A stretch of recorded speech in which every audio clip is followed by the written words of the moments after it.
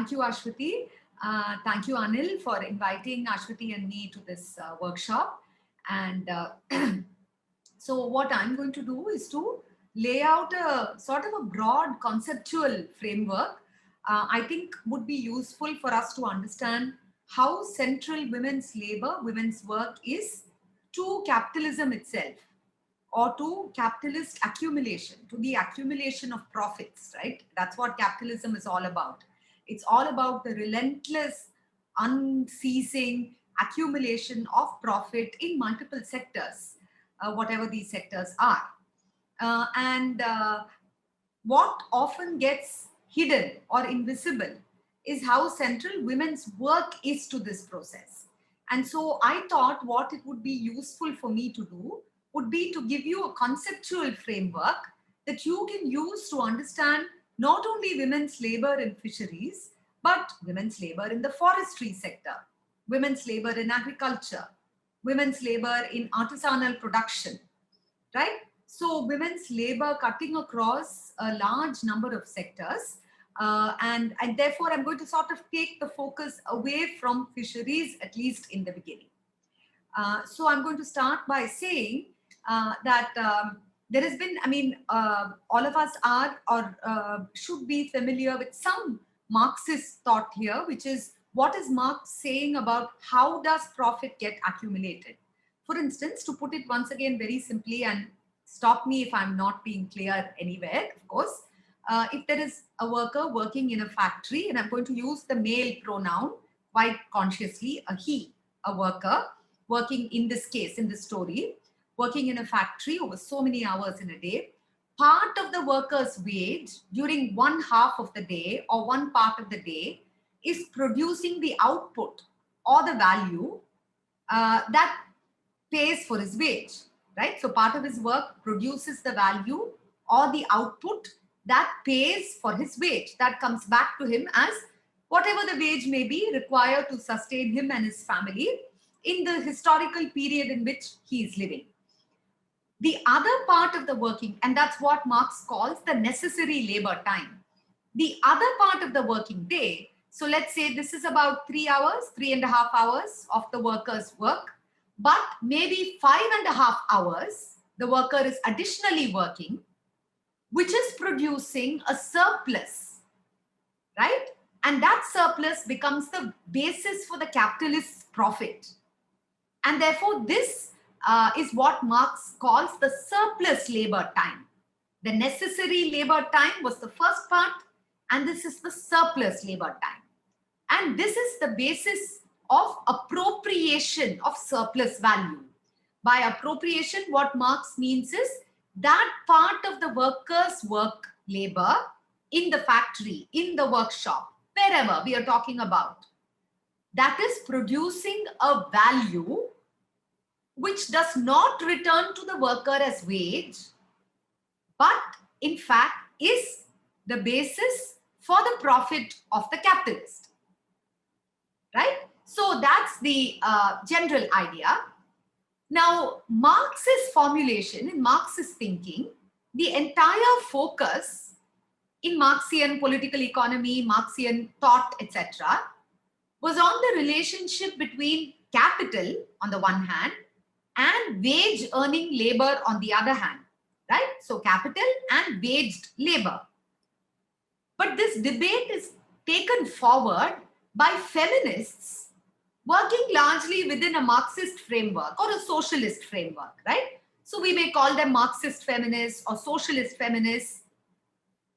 What they do is to push Marxist debate or his thought forward, to take it forward by saying that actually what enables the surplus to be earned in the factory is not only the worker's work in the factory, but the woman in the worker's home who is working within her home.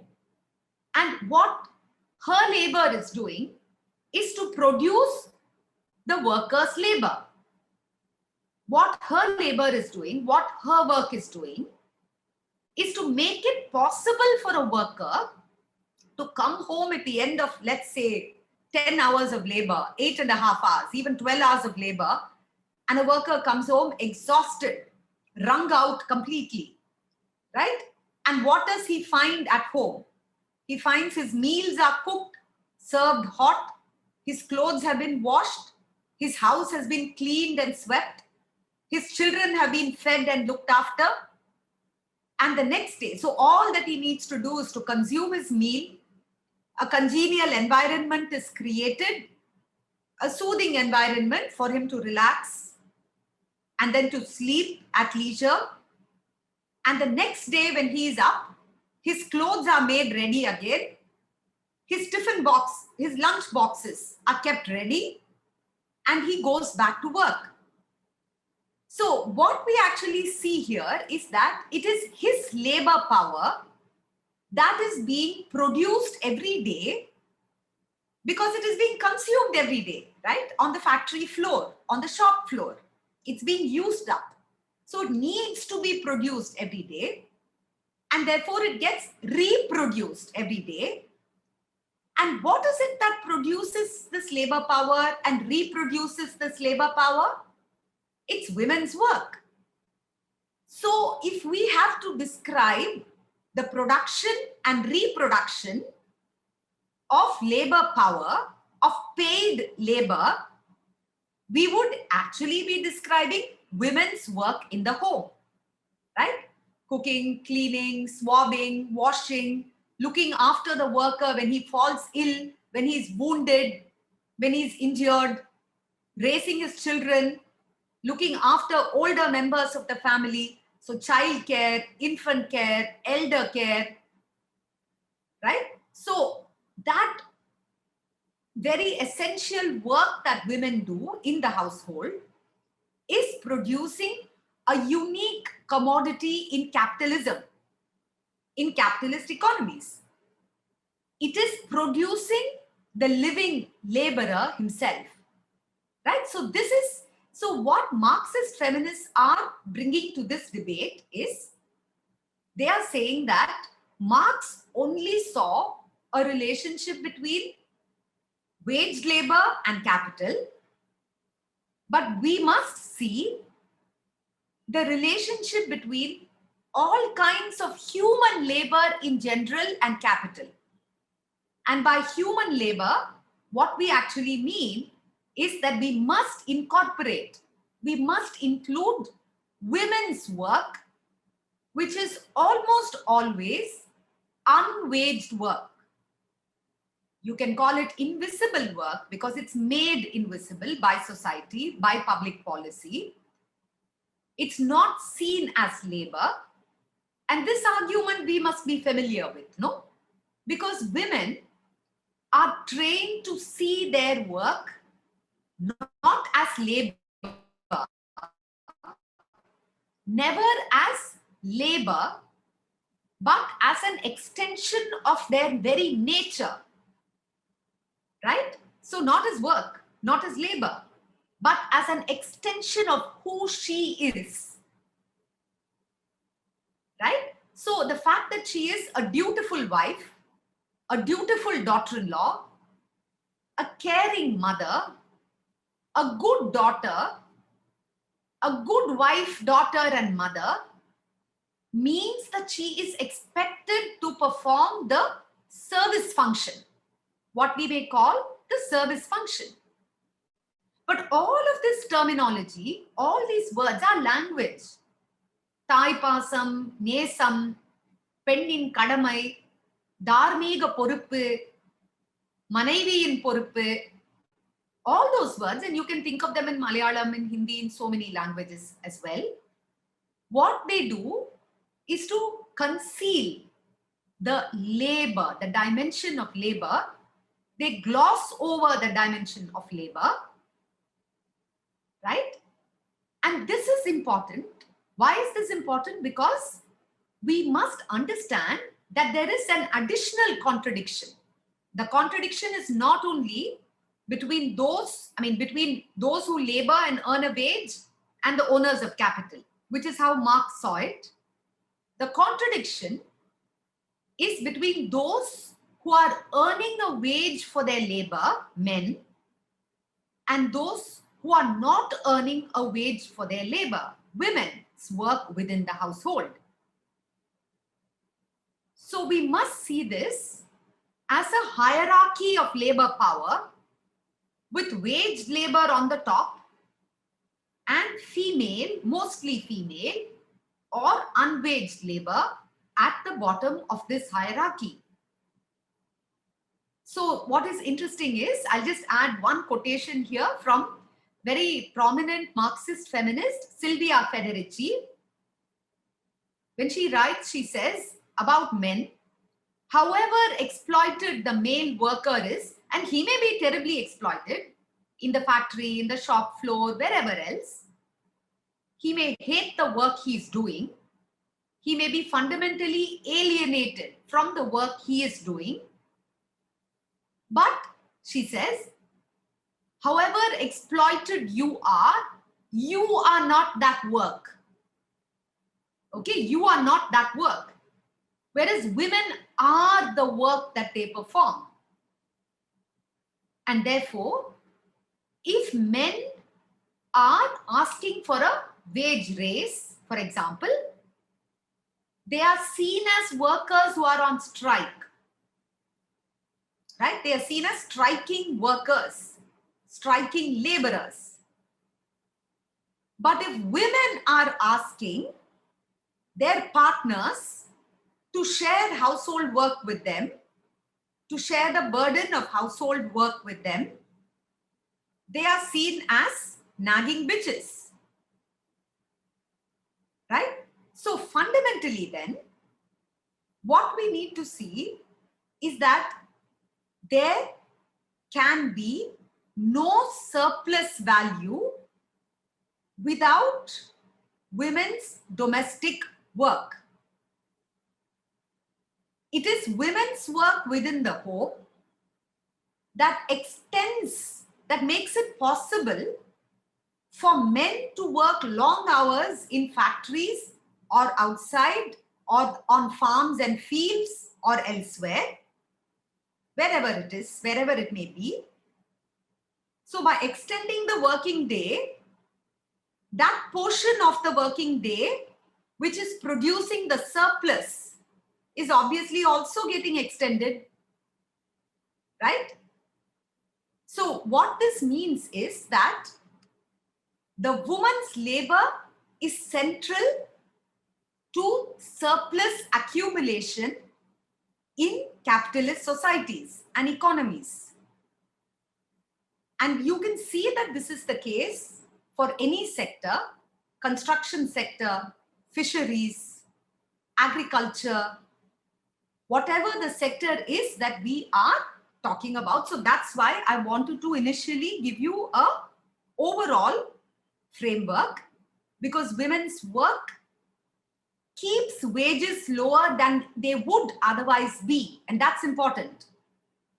It makes it possible, and just to go a little bit into history, if we went to the birth of industrial capitalism, right, when we started, when there was mechanization of production, factory-based production, from artisanal household production, production moves into factories. So there is factory-based production. Just 1 minute, let me just, so there is factory-based production. So if we were to go back to the origins of industrial capitalism, we would see that it is women's labor that made it possible to keep the wage as low as it was right from that period. Because women's labor in the home was free, it was possible for the worker's family, the working class family, to survive and to reproduce itself at such a pathetic wage, at that pittance of a wage, at what we could call a subsistence wage. How? Because we must ask this question, right? How did the workers' family survive on that wage and make possible that profit, that surplus that was accumulated? The answer, part of the answer to that was the fact that women in the worker's home, the invisible female worker in the home of the male worker, was laboring and producing a range of goods and services. Goods and services are all the work that she does within the house, that she made possible survival of the working class family at a subsistence wage. And therefore, it was essential then for capitalism to also participate in celebrating the ideology of the good wife or the housewife.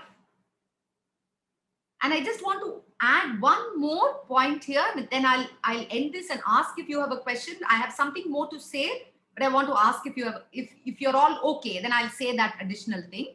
But let me just add one more point. So the fact that even if women are working within the household, they may be earning a small wage, or they may be working outside the household in farms, in fields, in plantations, in the fisheries sector, as fisherwomen, wherever. The fact that society determines their primary identity as that of the housewife or the secondary earner, and the fact that society determines the primary identity of the man as the breadwinner, whatever the woman is doing, if her primary identity is determined, is established as a housewife or a secondary earner, then it becomes possible legitimately to underpay her, right?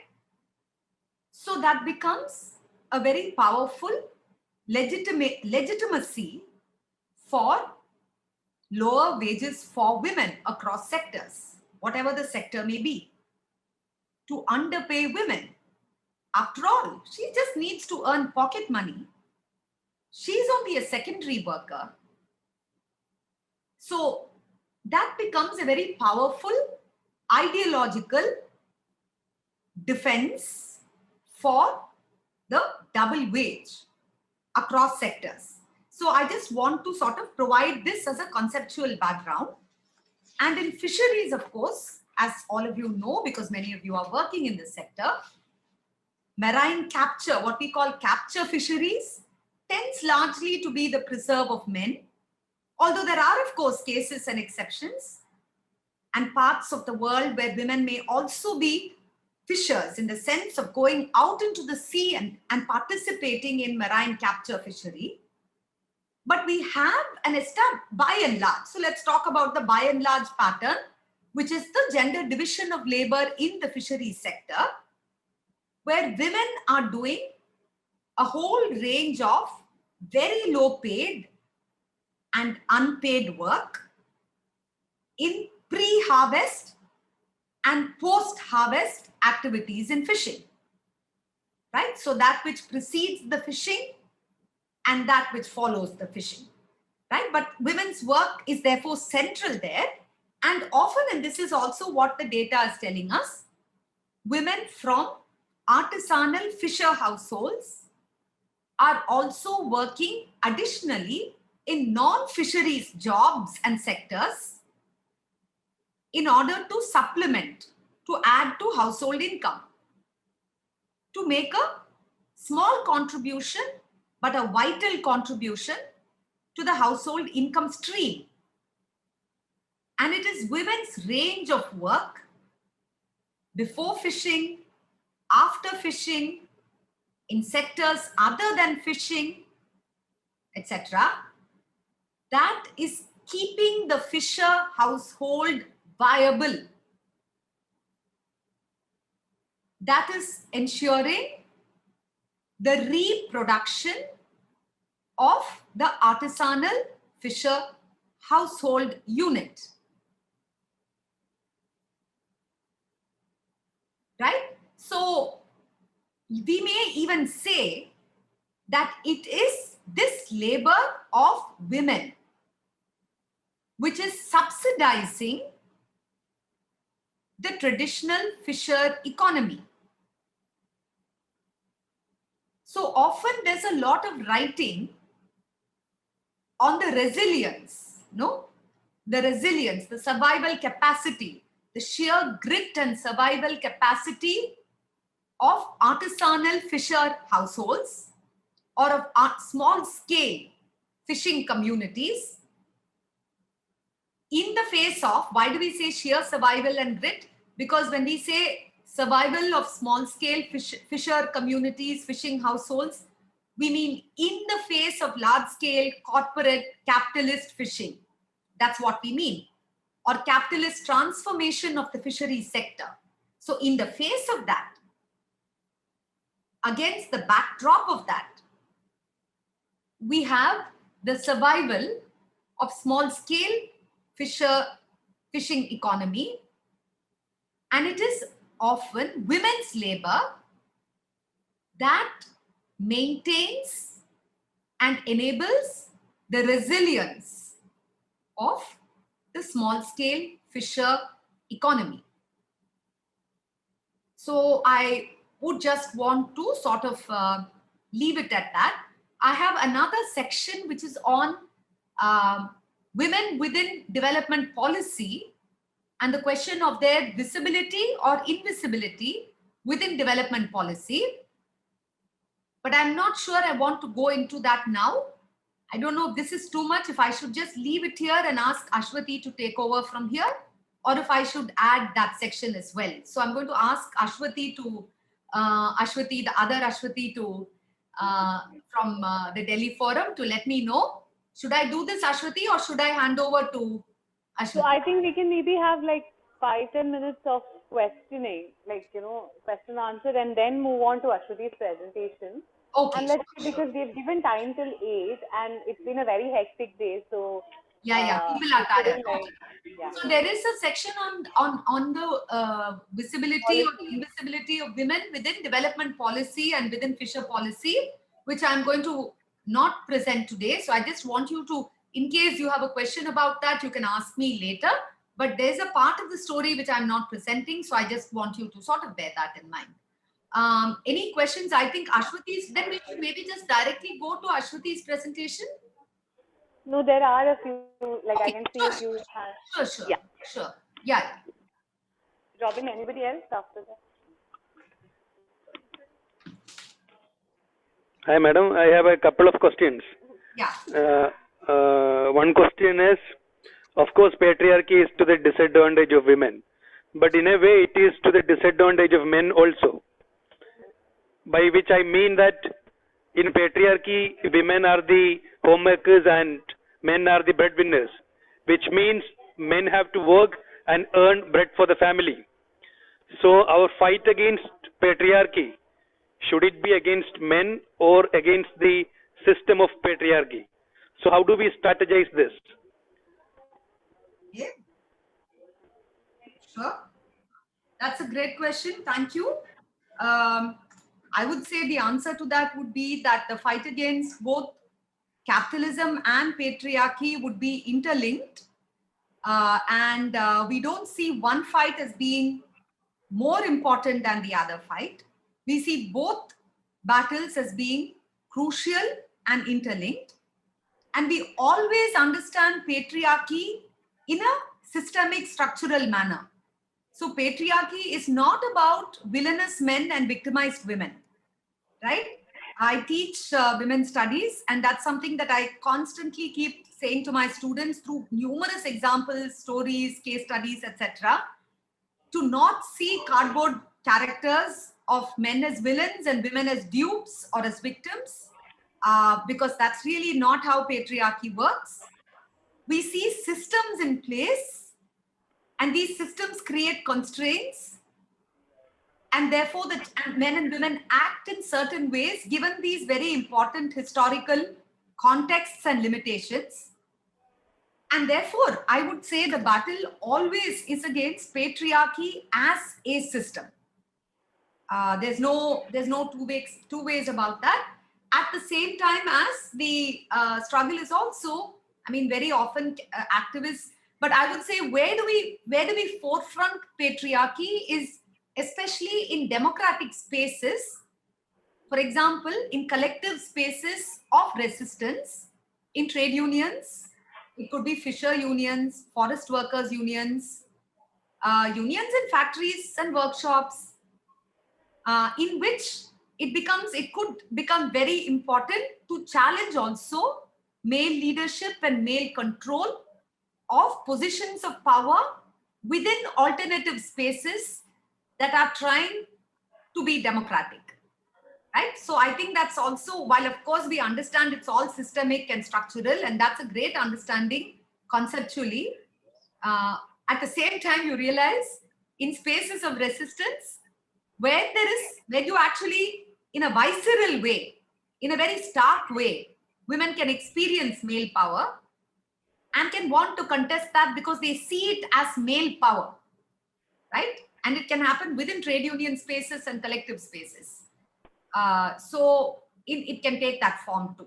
So I'm just saying that it's good to have this understanding. It's also good to know that this is often how battles are also fought on the street and in spaces of struggle.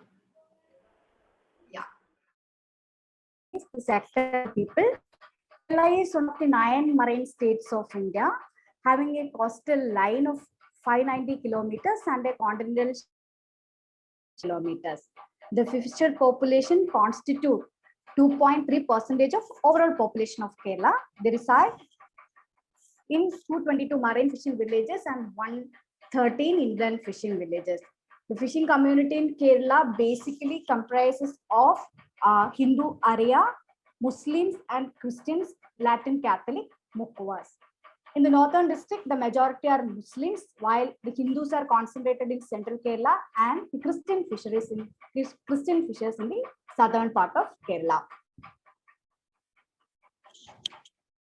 Next slide.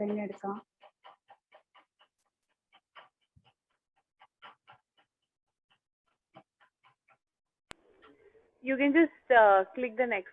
Yeah. Fisheries sector in Kerala plays an important role in the nation and state's economy. However, fishing communities in Kerala has been marginalized and often referred as one of the outlier communities in the Kerala model of development. We need to understand that there is a connection between the process of mechanization and the marginalization of fishing community in Kerala. As we all know, the present scenario in fishing community is that it is marked by a loss of marine diversity and an absolute decline in total catch, without adversely affecting the livelihood of small-scale traditional fishers. So there exists an increasing pressure on women's work for the survival of the community. However, the work participation of women in fishing community, this is a complex picture. Only 18.2% of total workforce in the fisheries sector. That too, as Kalpana said, they're concentrated in pre-harvesting and post-harvesting activities, or we call allied sector activities, primarily fish vending. Review of literature also shows that the kind of work that women and men do in community are mediated by the cultural constructions of gender, which vary across caste, class, religion, and region. Traditionally, the division of labor in community is marked by the spaces of sea and land. The gender notion of purity and pollution restricts women from venturing into sea, and their work is almost restricted to the land. Their work is restricted in post-harvesting and pre-harvesting activities. Even though fish vending is in these villages, fish vending is considered as a traditional occupation, it is attached with some amount of stigma. So, women's engagement in paid work in fishing community is therefore to be understood both in terms of specific cultural construction of gender and work in the community, as well as the capitalistic transformation in the fisheries sector and consequences changes in men's and women's work in the sector. In order to understand what are the changes that actually impacted women's work in fisheries sector, we need to know a basic understanding of the process of mechanization in Kerala fisheries. The process of capitalist production in Kerala fisheries started with the mechanization efforts in 1950s, especially with the introduction of Indo-Norwegian project in 1953. It introduced small mechanized trawler boats in order to increase the productivity of traditional fishermen. But later in 1960s, due to the increasing demand for prawn in global market, more and more number of larger trawlers were introduced in Kerala coast waters. It resulted in the splitting up of Kerala's fishery sector into two. One mechanized sector and the other was traditional fishing sector. Later, overexploitation and destructive fishing method resulted in the stagnation of catch and the depletion of marine resources, which ultimately resulted in the marginalization of fishing community in Kerala. It is important to understand that this marginalization has a discernible gender phase where women are being overrepresented among the underclass.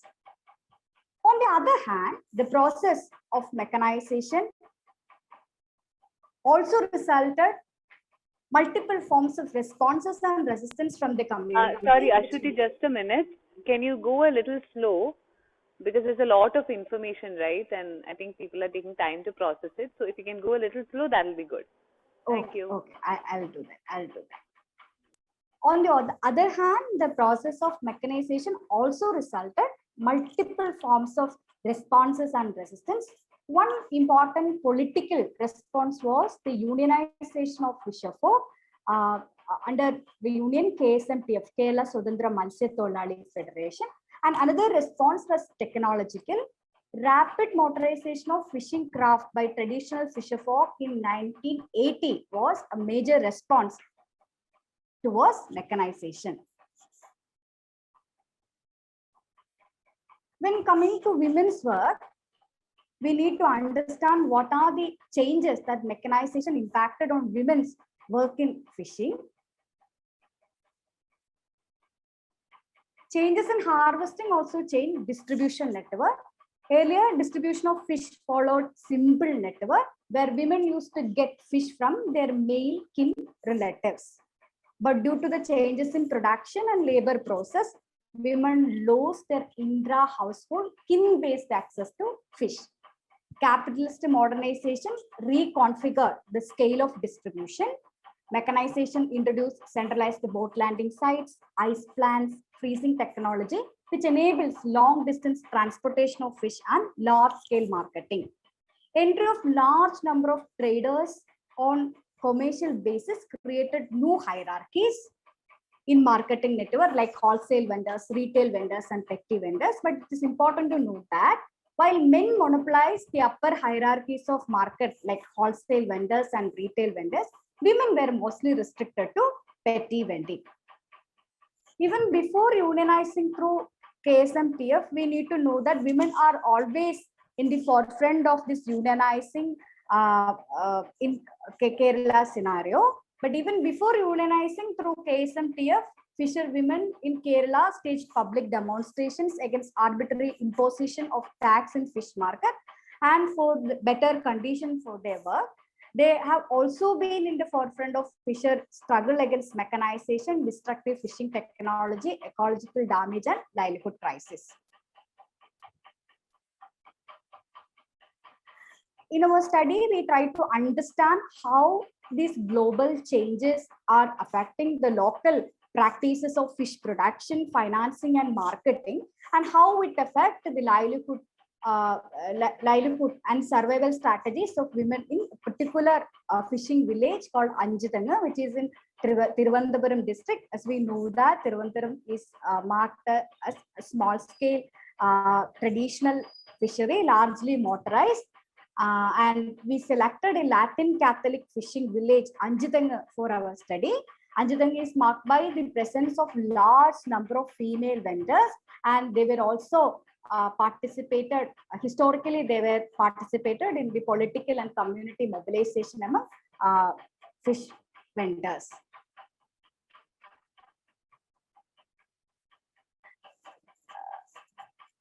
this is all about methodology.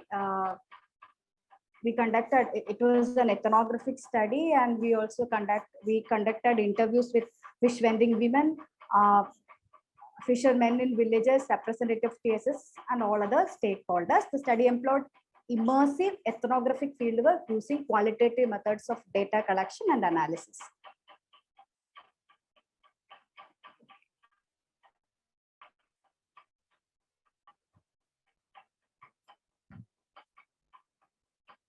Now, I will discuss what are the major changes in fish harvesting and distribution that happened in Anjidanga fishing village.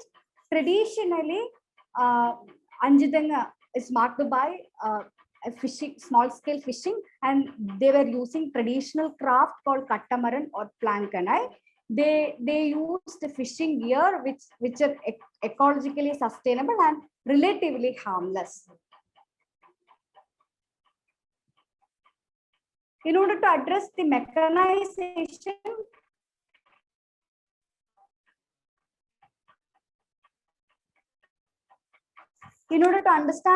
address the mechanization, growing competition for marine resources and related livelihood crisis, fishermen in Anjidanga started to motorize their craft since 1980s.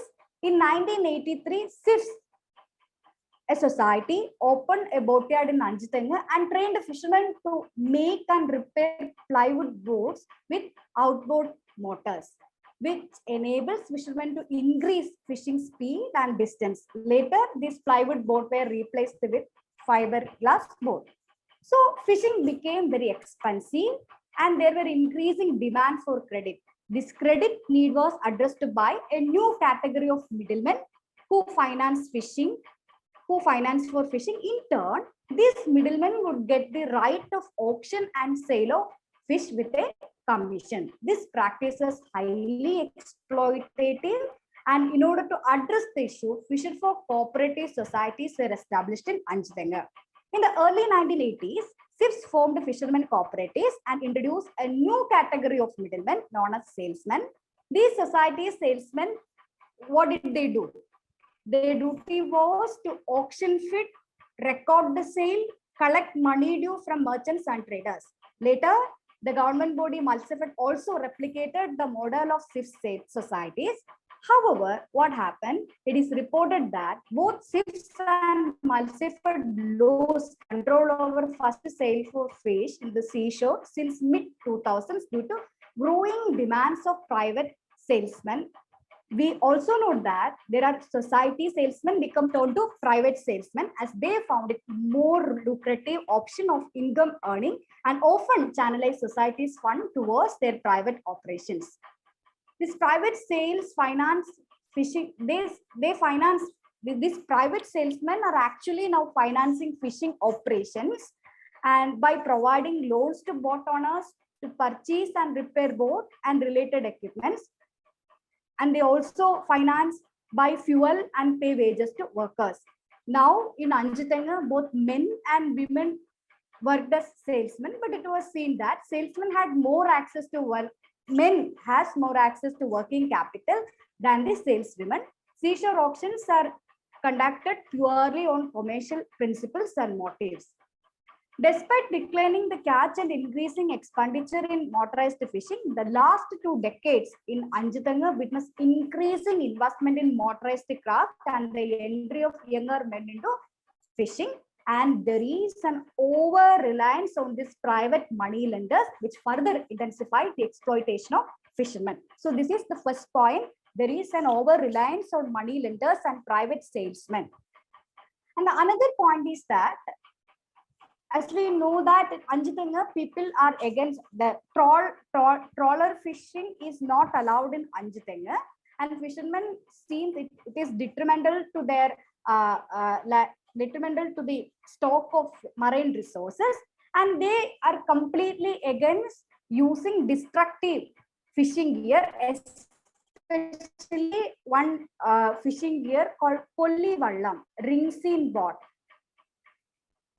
We know that mechanized trawling has been declared as inappropriate and restrict in the district due to the specific marine ecosystem. In Anjitanga, no fishermen own trawler boat, and any attempt to encroach the waters around Anjitanga leads to conflict. They are totally against the destructive kind of fishing using gear called Kollivallam. I will explain what is Kollivallam. Kollivallam is a particular kind of boat which use a gear called ring seine, and the ring seine is an encircling net with mesh size so small so that even juvenile fish could not escape and were caught before sexual maturity. In 2014, the local parish in favor of fishermen banned the ownership and use of ring seine in the village. Any attempt to purchase fish from ring seine boat was punished by imposing a fine of Rs 2,500. Another important point is new actors in fish marketing. We know that traditionally it is the women who engage in fish marketing and fish vending in Latin Catholic community. But during the 2000s, men also started entering into the fish business, but now they are not enter into fish business not as fish vendors, but as the agent of Muslim fish merchants. In the 90s, many coastal villages in Kerala began to receive large supply of iced fish from distant places on account of availability of freezing technologies and transport of fish over long distances. Though Muslim men were associated with a small-scale fish marketing, even 70s and 90s, the entry of iced fish drew Muslim men into the fish business in large numbers. Muslim men entered in all hierarchies of iced fish marketing. In the year 2000, a women merchant from Anjitanga began a wholesale iced fish business, but initially, fishermen and women in Anjitanga protested the entry of iced fish as the price of the fish, fresh fish from the local catch, went down due to the availability of iced fish at lower prices. We know that these iced fish coming from distant places are generally of low quality and lower price when compared to fish from local catch. Since 2010, Latin Catholic men in community entered the iced fish business as the commission agent of merchants. You know that there are certain norms in the fishing community, norms of restriction and ownership. So no Muslim merchants are not allowed to directly sell their fish in the market, but it is the Latin Catholic men stepped as the agents of Muslim merchants as commission. This the place which is selling iced fish is known as commission shops. So we need to sum up what are the major changes, and we are going to see how these changes are affecting the livelihood of fish vending women in Anjitanga. So in order to sum up, we know that the fisher women of Anjitanga in coastal village have been confronted by a combination of development. One is the growth of capital intensive motorized fishing since the mid 1980s. And second, emergence of private salesmen come money lenders who finance fishing operations since mid 90s and have dominated seashore auctions since mid 2000s. And third, the entry of commission shops selling iced fish and male Latin Catholic commission agents in the village since 2010, and increasing competition from Muslim vendors or traders and merchants in public fish market from mid 90s to 90s, and that has intensified from mid late 2000s. So now we will see the kind of dilemmas, contradictions, and conflict that women had to face on daily basis in the fish procurement places and fish selling places, which are ultimately results of changes. So we will be looking into 3 different procurement places, fish procurement places, and what are the struggles that women are facing there. One is the seashore procurement. Women vendors purchase fish from the seashore and commission shop in Anjitanga besides traveling to other villages and town. In the seashore, during the first sale of fish, the salesman auctioned the catch. they advance money to fishermen. There will be fish vendors from outsiders, fish vendors from inside and outside the community. Latin Catholic fish vending women from the village, Muslim traders, both men and women from outside the village, agents of export merchants, etc. will come to buy the fish. As we know that there is an increasing demand for ready cash, and salesman prefers those vendors who are able to pay ready cash during the purchase. It is also important to note that all vendors and merchants coming from outside will not get fish on credit basis, but the community members will get fish on credit basis. So all Muslim vendors have to pay ready cash as they were not from Anjutanga. Credit was given only to community members. Since the salesman prefer ready cash, there was high possibility for Muslim vendors and merchants to win the auction. The Latin Catholic women of Anjutanga find this is unfair, and this results in quarrels and argument between Latin Catholic vending women and Latin Catholic salesmen over the preference that they shown to Muslim merchants.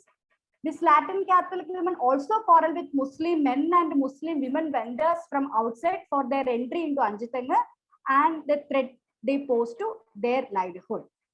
Importantly, it is also results conflict between Latin Catholic fish vendors from Anjutanga because those who have money will get the fish and those who do not have ready cash will not get the fish. So the multiple kind of conflicts are there due to all these new developments.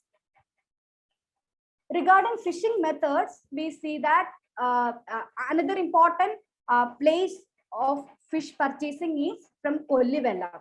We know that these ring-seen boats are not allowed to fish in Anjutanga, and people are not supposed to purchase, the fish vending women are not purchased to fish from Kollivellam. Regarding the fishing method, we know that they are still against the destructive kind of fishing using Kollivellam. Women are openly supporting the ban of Kollivellam in the village, but there are secret purchasing of fish from Kollivellam, because we know that as the catch is so huge in this Kollivellam and the price of fish will be so low. So it is always a consideration for women to get fresh fish at a lower rate. So though they are protesting openly the ban of Kollivellam, as their men did, they secretly purchase fish from Kollivellam. Though the fish, but some women are frightened and about the punishment, because church will impose a fine of 2,500. But women are secretly buying. If they caught up, they will negotiate with the parish priest.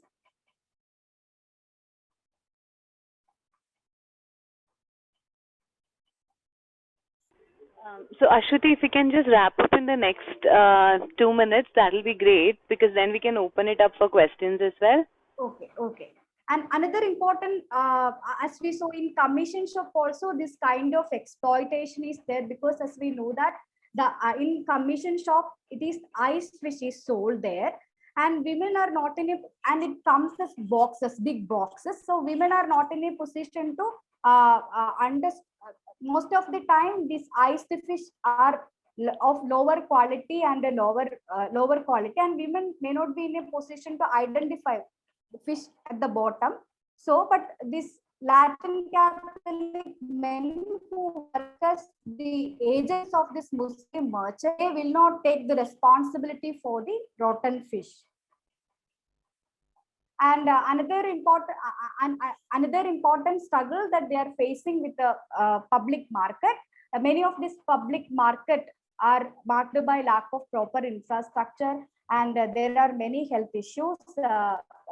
Some of this market impose kadakash or tax, and there are conflict and alliances with they have conflict with male merchants in the market. We know that there is a public notion that the fish sold by Latin Catholic women, akka, will be fresh fish, as it is brought directly from the sea, and the Muslim merchant the fish that is sold by Muslim merchant will be iced fish, and so that is challu fish or bad fish. So all these notions also created conflict between Muslim men and Latin Catholic women in market. And there are also conflict between women who sell iced fish and fresh fish. As we know that people, the women who sell iced fish and fresh fish will share the same space in the market, and people, customers may not be in a position to understand which is fresh fish and which is iced fish, and which is brought from rinsing board and which is not. So the differences in price and profit always subject of always results in but conflicts. And there are also unhealthy practices by these women. They sprinkle sand on this fish so it will get fresh look, and people may think that it will be directly brought from the seashore. And there are also friendship and cordial business transaction between Muslim male and traders. Women also work as coolie vendors for Muslim merchants. They also adopted different tricks and survival strategies in order to survive in the market. They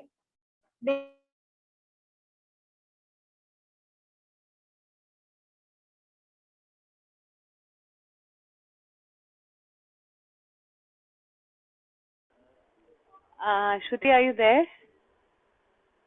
women adopt Okay. different kind of strategies, and in the context of all these changes and consequent complexity of adopt individualized survival strategies and engage multiple conflicts. These increased competitions and divisions place women in hostile positions to each other. This actually hints a complex challenge for vending women to unite and protest against livelihood crisis or improving their working conditions on a collective basis. Thank you. Yes, എനിക്ക് ഒന്ന് രണ്ട് ആഡിങ്സ് ആണ് അതിനകത്ത് add ചെയ്യാൻ ഉള്ള കാര്യങ്ങളാണ് ഞാൻ ഈ പറയുന്നത്. എനിക്കിത് വിട്ടുപോയതാണോ അല്ലെങ്കിൽ എന്താണെന്നുള്ളത് അറിഞ്ഞാലും നന്നായിരുന്നു. ഓക്കെ, ഒന്ന് അവിടെ നമ്മുടെ മുതലപ്പുഴി ഹാർബർ, ജനറലി നമ്മൾ ആദ്യം പറയുകയാണെങ്കിൽ അഞ്ചുതെങ്ങ് ഫിഷിംഗ് വില്ലേജ് എന്ന് പറയുന്നത് ഹിസ്റ്റോറിക്കലി ഒത്തിരി ഹിസ്റ്റോറിക്കലായിട്ടുള്ളൊരു വില്ലേജാണ് അഞ്ചുതെങ്ങ് വില്ലേജ് എന്ന് പറയുന്നത്. അപ്പോൾ അവിടെ നടന്നിട്ടുള്ള കുറേയധികം അൺസയന്റിഫിക്കൽ ഇടപെടലുകൾ അവിടെ നടന്നിട്ടുണ്ട്. അതിൽ ഒന്നെന്ന് പറയുന്നത് മുതലപ്പുഴി ഹാർബർ. ആ മുതലപ്പുഴി ഹാർബറിൽ കഴിഞ്ഞ 3 വർഷമായിട്ട് അവിടെ 58 മത്സ്യത്തൊഴിലാളികൾ മരണമടഞ്ഞിട്ടുണ്ട്. ഈ 58-ല് ഐ തിങ്ക് മോർ ദാൻ 20 അവരുടെ ഈ മത്സ്യത്തൊഴിലാളികളുടെ ഭാര്യമാരെന്ന് പറയുന്നത് ഫിഷ് വെൻഡേഴ്സ് ആണ്. അവരുടെ നിലവിലത്തെ ജീവിത അവസ്ഥ എന്താണ് എന്നുള്ളത് ഒന്ന് അറിഞ്ഞാൽ കൊള്ളാം. പിന്നെ ഓഹി അവിടെ അഫക്റ്റ് ചെയ്തിട്ടുണ്ട്. ഓഹി അഫക്റ്റ് ചെയ്ത സമയത്തും അവിടെ ഈ പറഞ്ഞ 10-ലധികം മത്സ്യ തൊഴിലാളികൾ മരണപ്പെട്ടിട്ടുള്ള ഒരു വില്ലേജാണ്. അവിടെയും ഈ പറയുന്ന അതും ഫിഷ് വെൻഡേഴ്സും അതിന് ഭാര്യമാരായിട്ടുള്ള ഫിഷ് വെൻഡേഴ്സും ഇപ്പോൾ ഈ ഭർത്താക്കന്മാർ നഷ്ടപ്പെട്ട് അവിടെ ജീവിക്കുന്നവരുണ്ട്. അവരുടെയും നിലവിലത്തെ ജീവിത സാഹചര്യങ്ങൾ എങ്ങനെയാണ് മുന്നോട്ട് പോകുന്നത് എന്നുള്ളതിനെ കുറിച്ചൊന്ന് വ്യക്തമാക്കേണ്ടിയിരിക്കുന്നു. ഇനി ഞാൻ ഇവിടെ വളരെ പ്രധാനപ്പെട്ട ഒരു കാര്യം എന്ന് പറയുന്നത് രണ്ട് മൂന്ന് കാര്യങ്ങളോട് പറഞ്ഞു. അവിടുത്തെ ഫിഷ് വെൻഡേഴ്സ് അവിടെ ഇപ്പോൾ ഈ ഫിഷ് വെൻഡേഴ്സ് വെൻഡിങ്ങിന് വേണ്ടി ഇപ്പോൾ അവർ കൂടുതൽ ആശ്രയിക്കുന്നത് പെരുമാതുറ കേന്ദ്രീകരിച്ചാണ്. കാരണം അവിടെ ഇപ്പോൾ മത്സ്യത്തൊഴിലാളികളുടെ എണ്ണം തമ്മിൽ കുറഞ്ഞുകൊണ്ടിരിക്കുകയാണ് ഈ അഞ്ചുതെങ്ങ് ഗ്രാമത്തിൽ. കാരണം കുറയാനുള്ള കാരണം ഒന്ന്, അവിടെ അപകടകരമായ ഒരു മത്സ്യബന്ധന രീതിയാണ് ഇപ്പോൾ അവിടെ നിലനിന്ന് വന്നുകൊണ്ടിരിക്കുന്നത്. അതുകൊണ്ട് തന്നെ ഒത്തിരി മാറ്റങ്ങളിലൂടെ ഇപ്പൊ അഞ്ചുതെങ്ങ് മത്സ്യഗ്രാമം മുന്നോട്ട് പോയിക്കൊണ്ടിരിക്കുന്ന ഒരു ഗ്രാമം കൂടിയാണ്. ഇനി ഈ ഫിഷ് വെൻഡേഴ്സ് അവിടെയാണ് ഈ പറഞ്ഞാല് ഇവർ ഈ കാക്കമാരും അക്കമാരുമായിട്ടുള്ള ബന്ധം എന്ന് പറയുന്നത്. ഈ പെരുമാതുറ മാർക്കറ്റാണ് ഇവരെ ഇങ്ങനെ ബന്ധിപ്പിച്ചിരിക്കുന്നത് എന്നുള്ളതാണ് യാഥാർത്ഥ്യം. ഇനി കഴിഞ്ഞ ഈ 3 ഇയേഴ്സിനുള്ളിൽ അവിടെ ഈ ഫിഷ് വെൻഡേഴ്സിന് ഉണ്ടായ ഹറാസ്മെന്റ്, മറ്റ് പബ്ലിക്കിൽ നിന്നും ചില ഹറാസ്മെന്റുകൾ നടന്നിട്ടുണ്ടായിരുന്നു. വളരെ പത്രവാർത്തയൊക്കെ വന്ന ഒരു കാര്യങ്ങളാണ്. അപ്പൊ അതിനെക്കുറിച്ചൊന്നും ഇതിനകത്ത് പറഞ്ഞതായിട്ട് കാണുന്നില്ല. പിന്നെ ഈ പറഞ്ഞ ഏറ്റവും കൂടുതൽ 2 കാര്യങ്ങളാണ്. ഒന്ന്, തിരുവനന്തപുരം നമ്മുടെ കോസ്റ്റിനകത്ത് ഏറ്റവും കൂടുതൽ പാരുകളുള്ളത് ഈ അഞ്ചുതെങ്ങ് ഫിഷിംഗ് വില്ലേജിന് നേരെയുള്ള കടലിലാണ്. ഈ പാരുകൾ മുഴുവനും ഇപ്പോൾ ഒരു നശീകരണത്തിന്റെ അവസ്ഥയിലാണ്. ഇത് നമ്മുടെ ഈ പറഞ്ഞല്ലോ അവിടെ അതുകൊണ്ടാണ് ഞാൻ പറയുന്നത്, നേരത്തെ വളരെ നല്ല രീതിയിൽ മത്സ്യ തൊഴിലാളികളും മത്സ്യ വിപണന സ്ത്രീകളും അവിടെ തന്നെ മത്സ്യങ്ങൾ വാങ്ങിച്ചും വിറ്റും എന്ന അവസ്ഥയിൽ ഇപ്പോൾ അവർ ഈ കമ്മീഷൻ മാർക്കറ്റുകളിലേക്ക് പോകാനുള്ള സാഹചര്യം നമുക്കറിയാം. കാരണം ഈ കമ്മീഷൻ മാർക്കറ്റുകൾ വന്നതിന് ശേഷമാണ് അവർ ഈ ഒത്തിരിയേറെ സ്ട്രഗിള് ഇപ്പോൾ നിലവിൽ അനുഭവിച്ചുകൊണ്ടിരിക്കുന്നത് എന്നുള്ളതാണ് യാഥാർത്ഥ്യം. അപ്പോ ഇത് ഈ ഇത്തരത്തിലുള്ള കടലിന്റെ സ്വാഭാവികത നഷ്ടപ്പെട്ടപ്പോൾ അത് മത്സ്യ കച്ചവട സ്ത്രീകളെ, കാരണം ജനറലി ഈ എൻവയോൺമെന്റിൽ എന്ത് മാറ്റം സംഭവിച്ചാലും അത് സ്ത്രീകളെയും ബാധിക്കുന്നുണ്ട് എന്നുള്ളതാണ് നമ്മൾ ഇപ്പൊ മനസ്സിലാക്കിക്കൊണ്ടിരിക്കുന്നത്. അപ്പൊ അത് അങ്ങനെ അവിടുത്തെ കച്ചവട സ്ത്രീകളെ ബാധിച്ചു എന്നുള്ളത് ഒന്ന് അറിഞ്ഞാൽ കൊള്ളാം. പിന്നെ ലാസ്റ്റ് വൺ എനിക്ക് പറയാനുള്ളൊരു കാര്യം, ഈ നമ്മുടെ അവിടെ ഇപ്പോൾ നിലവിൽ രൂപപ്പെട്ടുകൊണ്ടിരിക്കുന്ന ഒരു വിഷയമാണ് ഈ റിൻസീന്റെ പ്രശ്നം. റിൻസീൻ അവിടെ രൂപപ്പെട്ടത് മുതൽ അവിടെ ഒത്തിരി പ്രശ്നങ്ങൾ ഉടലെടുത്തുകൊണ്ടിരിക്കുകയാണ്. ഒത്തിരി സ്ട്രൈക്ക് നടക്കുന്നുണ്ട്. ഈ പറയുന്ന പോലെ ചർച്ച് തന്നെ ഒത്തിരി ബാൻ അവിടെ ഇത് ചെയ്യുന്നു, അത് പറഞ്ഞിട്ടുണ്ട്. പക്ഷെ ഈ റിൻസീന്റെ ഈ ഇടപെടൽ കാരണമാണോ ഇവിടെ അവിടുത്തെ മത്സ്യക്കച്ചവട സ്ത്രീകൾ മറ്റു സ്ഥലങ്ങളിൽ കച്ചവടങ്ങൾക്ക് വേണ്ടിയായിട്ട് ഈ പറഞ്ഞ പെരുമാതുറ അല്ലെങ്കിൽ ഇപ്പോൾ കൊല്ലത്തെയും അവർ ആശ്രയിക്കുന്നുണ്ട്. അപ്പോൾ അതില് ഇങ്ങനെ ഇത് കാരണത്താലാണോ മറ്റു സ്ഥലങ്ങൾ ഇവർ ആശ്രയിക്കേണ്ടി വരുന്നത് എന്നതും കൂടെ ഒന്ന് അറിഞ്ഞാൽ കൊള്ളാം.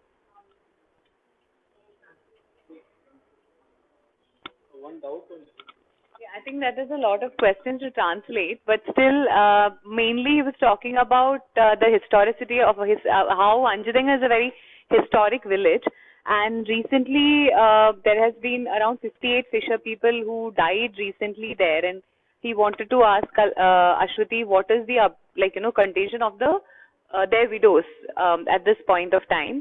And then there is also like how he was describing the market space in which all of these people operate, and how the market space sort of negotiates between the like the fisher women, Latin Catholic fisher women, and the Muslim men. That was one thing. And so how I forgot what the question is. Yeah, what was the question? Oh yeah, so the church has sort of, she said, no, like the church has sort of banned usage of that, but then the church also intervenes in that sort of a thing over and again, and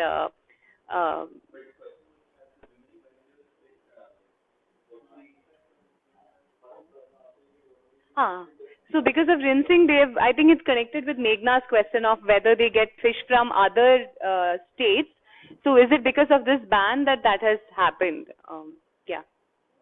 Yeah, Jones. My name is Jones from Thuthukudi. So, you said about the salesman of, there was a concept, a new category called salesman. Who is the salesman, whether it is from the fisher community or it is from the non-fisher community, and what is the role of this salesman? Anil. So my name is Anil. I am also from Kerala, but just a question. It's a curiousness actually. So when the Muslim salesman came with the ice box, the Latin Catholics and others felt that the ice box quality was bad. That's what I gathered from your statement. The fish in the ice box. But later on you're telling that there was a shift of Latin Catholic community itself adopting that kind of a pattern. And then in the end, you came to say that one of the fish vendors' women's strategy has been to make friends with this, Muslim vendors also who are from this one.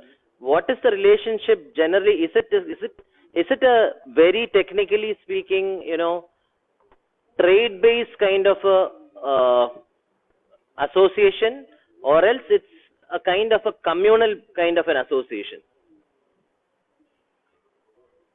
Okay, any more? No, non-South Indian. Sorry, what question was this? Oh. Anybody else? No, non-South Indians have any questions? Yeah, Ashwati, I think you can go ahead. Yeah. I will try to answer some of these questions. If I missed anything, you just ask me later. First, I will tell about the widows and single women in the community. We were actually from the beginning, we were very focused on selecting our samples. Actually, in Anjitanga, we had conducted intensive case study for 57 women. We were looking into the life cycle position of vending women, because literature says this life cycle position of a women in fishing community can have a very much impact on their livelihood aspect. So we selected our sample. We selected our sample like on the basis of their age and marital status. We selected women in the age group of 20 to 40, married women, and 10 married women, and 10 widowed or single women.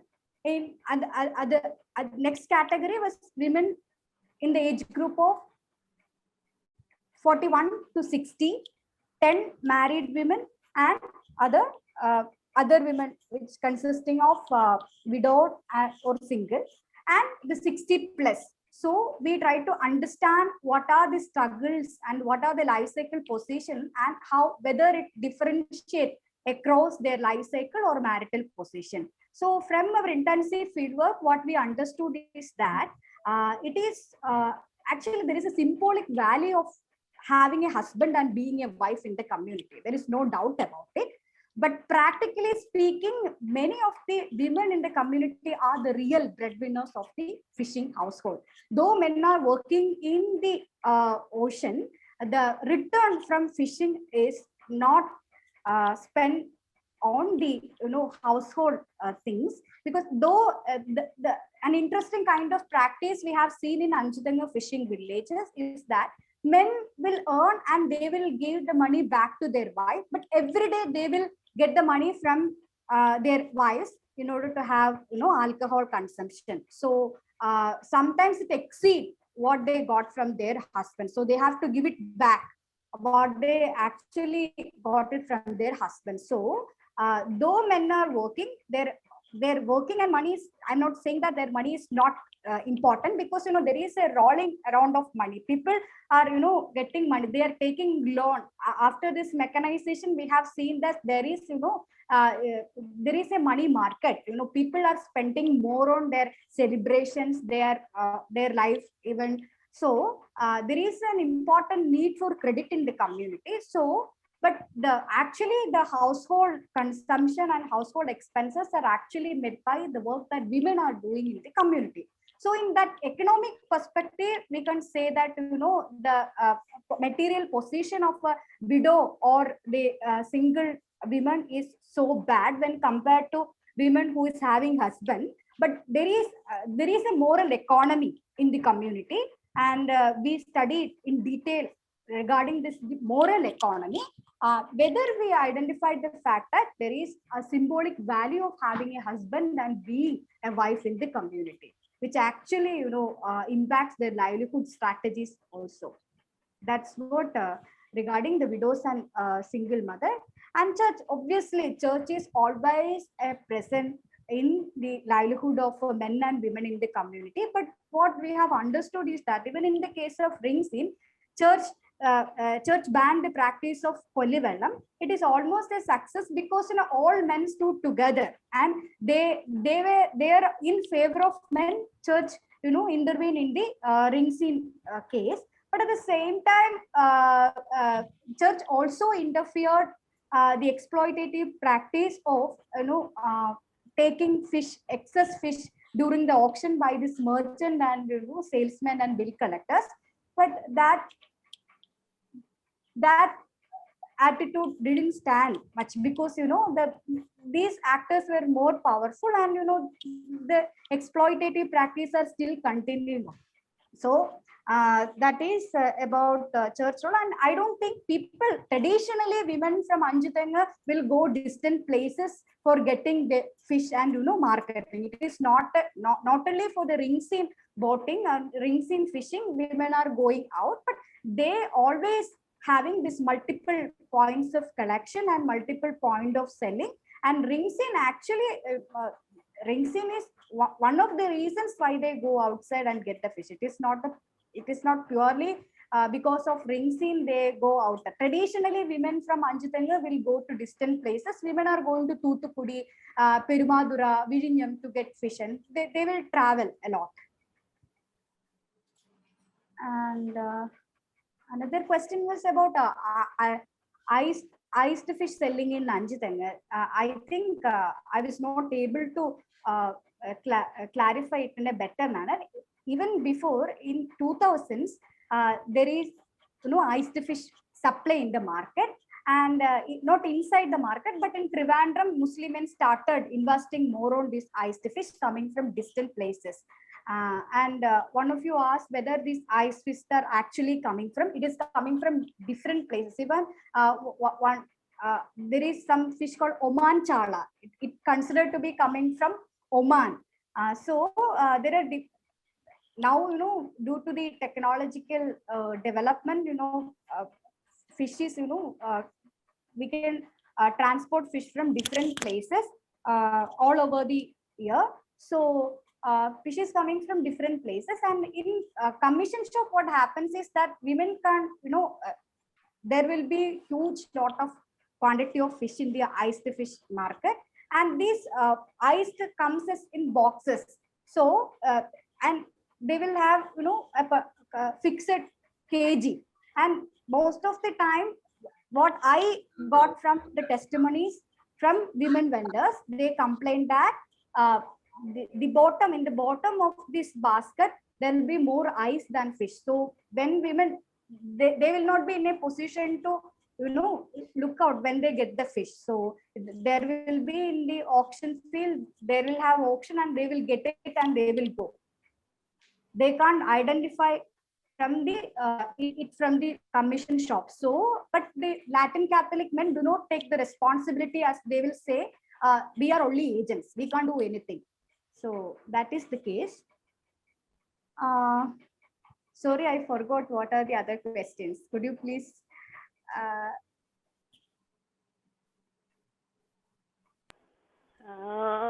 the Rinseen question was, yeah, the salesman. Jones was asking, what is the salesman? Who are they? Okay. In fishing community, we know that this fishing is a very expensive activity, and there should be some. These fishermen are not in a position to finance for fishing, so there will be private players who actually finance fishing operations. Instead, they will get the right to auction the fish. During the auction, they will get the commission, and they will they will collect, they will record the money, and they will conduct the auction, and they will collect the money from the vendors, and they will give it to and so basically they are the one who finance fishing in the community. They are from the community itself. Yeah, I think that is all. Anything else? Anil's question. No, also the relationship between the two communities. What sort of relationship did they have? Was it a... There are trade relations, but in our study, we kind of our understanding is that there are personal, emotional, interpersonal relations between the women vendors and Muslim merchants in the market. There are also trade relations, but there are also interpersonal relations between them. Some of them are exploitative, but women also find spaces of relief and comfort in these relations. Actually, one part of our thesis purely deals with this emotional and moral economy of fish vending. Okay, that would also be very interesting, I think, to look at. So what we'll also do is share your email IDs with the participants as well, so that I think the rest of our resource people have also been sharing their presentation. If you're okay, you could do that as well, because it'll also help, like the participants to kind of get a deeper understanding about that. And because we also have people working on mental health of women fish workers, and the labor issue, etc. It will be really good for them also to see, like, learn, I mean, read more about this particular case study and sort of apply it in other cases as well. So Kalpana, if you would want to take like a 5 minutes to sort of sum up a few things, or maybe touch upon a few things. So one thing I would like to ask all the participants to do is, if they have the time and the interest, to take a look at all three of our papers. Ashwati and I have published about 3 papers drawing from these Anjuthengu and Vettur stories. But I think what each paper does is to relate the story to a larger, much larger story, a much larger narrative. So there's a meta-narrative about what is happening to artisanal fishers in the context of capitalist transformation of the sector. And the setting of Anjuthengu and Vettur allows us to examine that meta-narrative. So I would be very, very happy if you had the time and the interest, and if you could look at our papers, because it gives you the story with much more richness than either of us have been able to do in the short span of time that we have had with you today. And of course, you could then get back in touch with whatever your comments or your questions or anything of the kind. I would, apart from that apart, the one thing that I did also want to add to my earlier presentation was to say, once again, this is something that relates to the larger story. It's not only fisheries centric. It's not only limited to the fisheries sector. It's a larger sector. That earlier in India, we used to talk about the invisibility of women within development programs, right? By which what we meant was that the state only saw women as mothers, as housewives, in development policy making. Women's agency as workers, as laborers, as traders, as peasants, as farmers, as fishers was simply absent, right? But we cannot really say that anymore. The story has become far more complex, because from the 1990s onwards, both globally and in India, there have been some very interesting twists and turns by which women have been reinstated into the development story, right? So now the story almost is that it's development that needs women even more than women need development. So whether it's microfinance, whether it's self-help groups, or it is micro enterprise programs, women seem to be central actors within anti-poverty programs, initiatives, both in India and globally. So part of my work with Ashwati, and then a lot of my own work independently as a researcher, has had to do with unpacking this. So what I have been asking is this question of how and why did women suddenly become central actors within state-sponsored development schemes, within anti-poverty schemes? When did this happen globally? Why did this happen? When did this happen in India? Why did this happen in India? And part of my understanding has been to see it as part of 2 interrelated developments. One development is there has been a growing pressure from women's movements, women's organizations, that has been putting pressure on the state, pretty much saying, well, wake up and smell the coffee here. Women are economic actors. You can't see women only as subjects of welfare policy, right? You can't only see women as the deserving poor. You have to see women as the working poor, because women's economic agency is absolutely central to multiple sectors. So that growing pressure has come from programs, from campaigns, from activists on the field. At the same time, from gender lobbies within development organizations like the UN and so on. So that's part of the story. But the other part, and the equally interesting part of the story, is that from the 1990s, globally, we have had this turn to neoliberal economic programs, neoliberal economic initiatives. In some parts of the world, it's been earlier. In Africa, in Latin America, the story began in the 1980s. In India, it began in the 1990s, almost 10 years later. Why am I even talking about neoliberalism here? Is to say that neoliberalism now gives an incentive to everybody, national governments, international agencies, to see women as workers, right?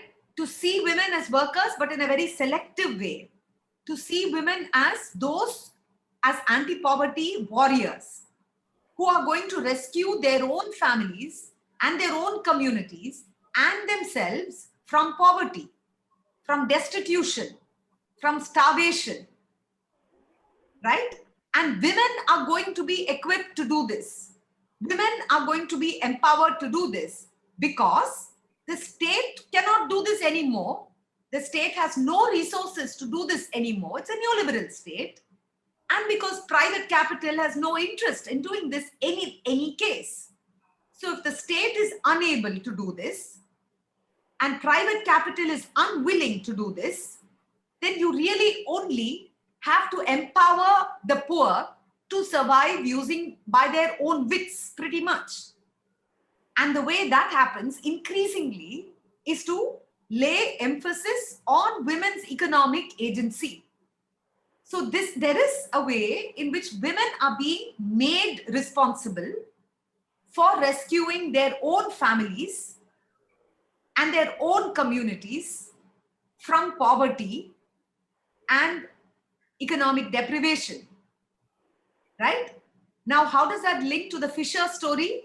In all your states, you will find there are programs from the 2000s or the late 1990s which are addressing Fisher women as economic producers, as income earners, as market agents, as efficient market actors. In Kerala, such a program is the Tira Maitri. And our work, Ashwati and I have looked at the Tira Maitri also in great detail. So I just want you to sort of maybe take away from this session, and I don't want to bombard you anymore. I think you had about enough. I can see your faces. But all that I want to say is, well, apart from bye, and I'll stop with that, is that it's a complex story. Let's not talk about women being invisible anymore. They are hyper visible in some ways. And we have to start unpacking that. That's all. Thank you. Thank you. And it was very